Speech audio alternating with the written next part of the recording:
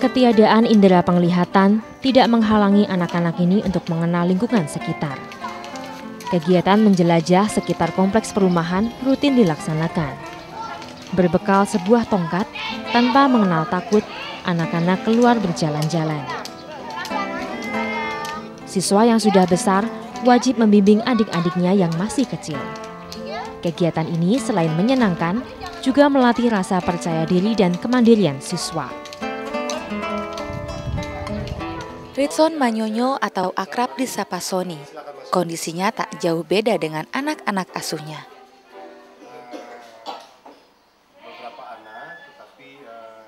Di usia yang muda, Sony harus kehilangan penglihatannya sedikit demi sedikit karena sering mengalami kecelakaan motor.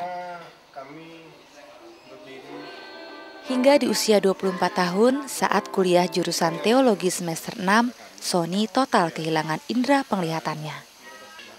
Pria kelahiran 1975 ini pun sempat mengalami kekecewaan yang mendalam. Sony hampir putus asa. Namun kondisi ini tak berlangsung lama. Pertemuannya dengan anak-anak yang menderita tunanetra sejak lahir justru membakar semangat Sony untuk berbuat sesuatu. Saya menyadari bahwa, ternyata saya ini masih jauh lebih baik dari mereka. Kenapa? Karena saya 24 tahun diberi kesempatan untuk melihat dunia. Betapa banyak yang saya bisa perhatikan dari segala hal. Artinya, apa yang ada dalam dunia ini sudah pernah terekam dalam otak saya. Nah, oleh karena itu saya punya beban yang begitu luar biasa besarnya untuk menjadi mata bagi anak-anak yang sama sekali sejak lahir itu nggak bisa melihat. Biar kalian ngerti, coba saya kasih contoh dulu. Saya kasih contoh dulu ya. Berawal di rumah kontrakan kecil miliknya, Sony merekrut anak-anak tunanetra yang tidak mendapat penghidupan layak.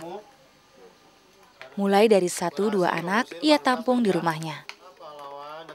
Bersama teman-teman seperjuangan, akhirnya pada Oktober 2006, Sony mendirikan Yayasan El Safan. Sony mengontrak rumah yang lebih besar.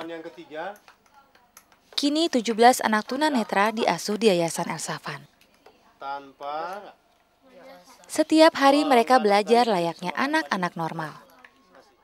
Segala macam pelajaran sekolah diajarkan di sini. Tidak seperti sekolah pada umumnya, sebagian besar anak-anak ini menetap di yayasan. Mereka belajar dan melakukan pekerjaan rumah tangga.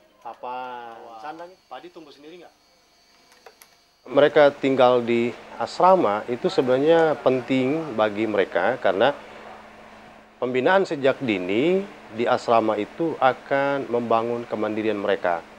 Berbeda kalau mereka tinggal di rumah, at least dari keluarga kaya atau keluarga yang tidak mampu. Tetapi kalau ketika anak ini berada di rumah, selalu yang kami dapatkan anak ini menjadi raja.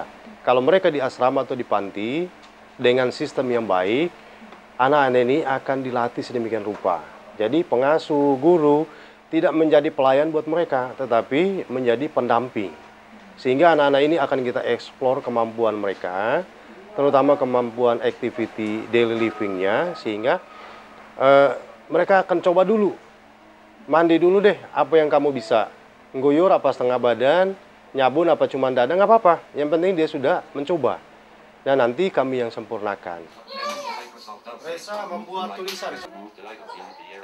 Fasilitas komputer sebagai penunjang pendidikan juga tersedia di Yayasan El Safan.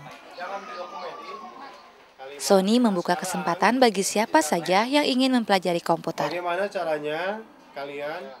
Pria asal Poso, Sulawesi Tengah ini tak pernah lelah untuk memberikan perhatian dan ilmu untuk anak-anak asuhnya. Salah, kontrol J itu Jos, kontrol diganti.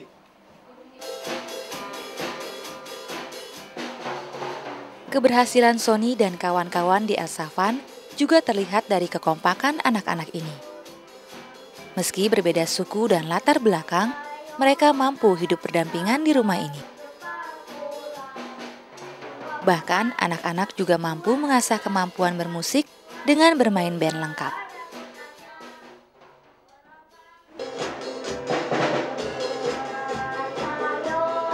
Anak-anak berkebutuhan khusus ini tetaplah anak manusia yang mempunyai hak untuk mendapat kehidupan layak, kasih sayang, pendidikan, dan bermain. Itulah yang coba diwujudkan oleh Sony. Meski sebagian besar orang tua anak-anak ini tak mampu membayar kerja kerasnya dengan pantas. Ya, Sony tak pernah membebani orang tua untuk membayar iuran wajib. Bagi mereka yang tidak mampu, dibebaskan dari biaya.